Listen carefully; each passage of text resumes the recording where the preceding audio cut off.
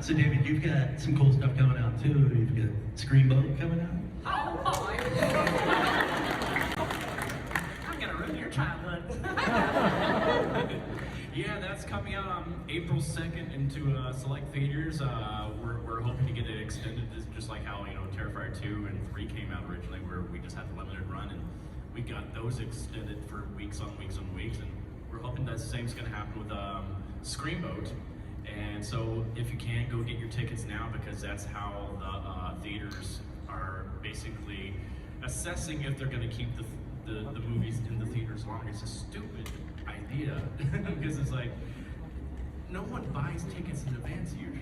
But that's how they gauge how long are they going to keep a movie in the theater. So go get your tickets now for it. You're going to have a lot of fun. I call it a splat stick comedy.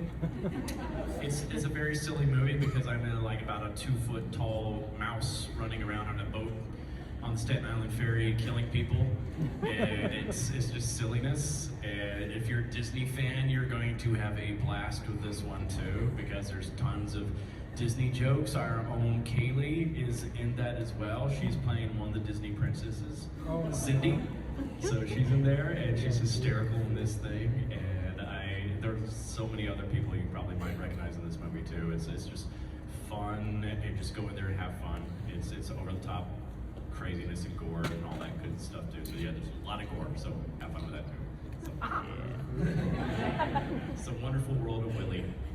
For me personally, it's like you could go too far, where you're trying too hard to shock the audience and just throw whatever you can at the screen. And I think you can be more creative than that. I don't think we have to do that all the time. And I actually wanted to go in the opposite direction with this child being killed and say, everybody expects excess with Terrifier. That's what we're known for, right? It's gonna be a 4-minute kill scene. You're gonna see everything. I said, what if I subvert expectations now and we don't show anything, and I just rely on sound design for this kill? And that was so exciting for me, and that was, I think, more shocking at the end of the day, because now you're using your imagination to put the pieces together of what's going on in that bedroom. So, yeah, so you don't have to show everything. Can I just say, it annoys the hell out of me when people are like, children, I just watched Nosferatu for the first time. He drinks that child's blood and just throws it to the side like a friggin' rag doll. Sorry, spoilers, guys. I mean, it's Nosferatu, you get it. So it annoyed that I looked at Andrea as my spouse, and I'm like, are they fucking kidding right now? Because we got so much shit. Anyway, yeah. I guess you could say they suck. They suck. These people suck.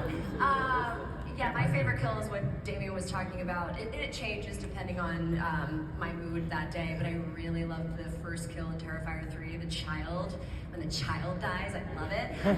When you see it off screen. And I loved that because it's truly the antithesis of what Terrifier has been thus far. And I remember, I think I was sitting next to Dave when I saw it, and I think I grabbed him. I was like, what? Just listening to it was genius, and the sound design was really beautiful. Beautiful for this. And yeah, but all the kills are incredible. It just depends on the day. The rat scene got me bad. When I was watching it in the premiere, I was eating popcorn at the time, and I actually felt a little nauseous. I put it down. I didn't touch that popcorn for the rest of that night. But I can't imagine, I have bad OCD, so I can't imagine having rats crawling in your neck. No way. No, that's the thing that made me bleh. So I was like, I can't stand puke, so. I still have to release that footage. You do. We have footage of him getting freaked out while we're shooting. It's hysterical. It's jerks.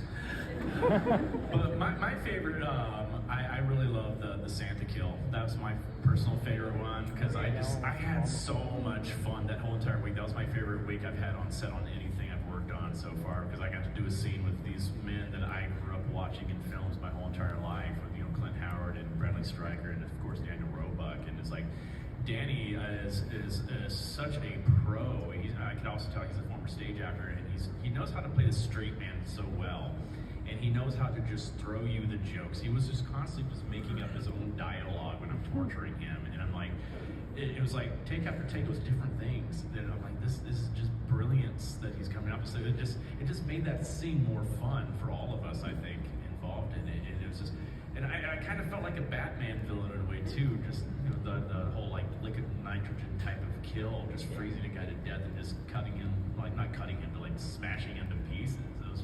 It was just fun. And it looked so cool too.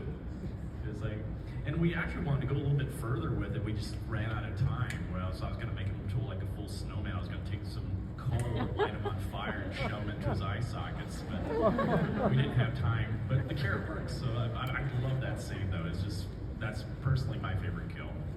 How did that all come about? Like the Christmas theme, what made you kind of go to that direction? That was really Phil Falcone's idea, our producer. One day we were shooting Terrifier 2, and because that movie took forever to make, and we were going through years and seasons, and I was driving to set one day during Christmas, and Phil just kind of looked at me, because it was a 4-hour drive going from where we were sleeping to where we were shooting, and he goes, we should put art in Christmas one day. That would be interesting.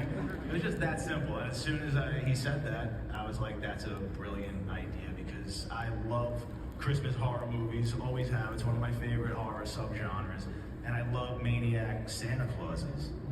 But I never thought, what could I do with a maniac Santa Claus, because it's been done so many times. So I just appreciate it. But then when I heard that, I said, if I put him in a Santa costume now, that's gonna make the whole maniac Santa Claus trope fresh, and it's going to make art fresh. It's going to give him something new to play with, especially just all those amazing Christmas scenarios you can put Art the Clown in now, especially for comedy situations. I thought would be fantastic. And just the fact that he's already carrying this big garbage bag, this big bag of goodies over his shoulder, it was just perfect. So, but I got to give credit to Phil, because Phil's, planted that seed.